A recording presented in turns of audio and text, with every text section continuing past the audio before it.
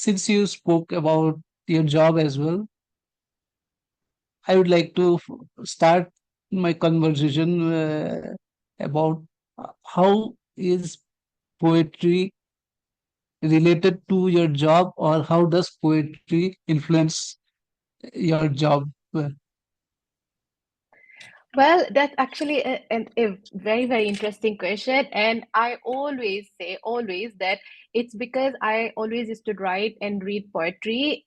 And because of that, I really do well in my job. And that's something that I keep saying every time because to give you a background of what I do, so I started as an advertising account executive where I used to create all of these, nice briefs to create all of these big advertisements.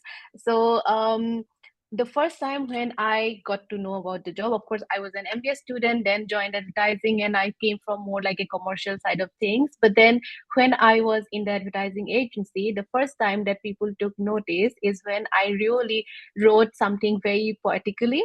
They really needed something so basically we always have a business problem, but then we always need to convert that to a human problem so that we can create the communication about a product or service accordingly.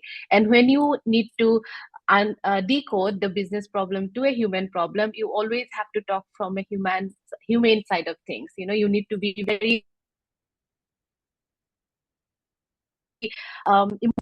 emotional about it. And when I was writing that decoding the brief, it felt like someone is actually telling the person about their problem. And that sort of made the creative director come up with a very nice idea. And that's when I actually felt like, oh, because I come from a writing and poetry and reading background, so I'm able to really find that bridge between business and human. And that's how it sort of took off. And I think I have not looked back since then. And every time I go with my idea, I think it's the way I write sort of makes a difference more than the idea itself. And I think that's what we keep saying. And now I lead a strategy team. And what we keep saying all the time is that strategy is nothing but your words. And that words part of story comes from my poetry and my reading and my writing.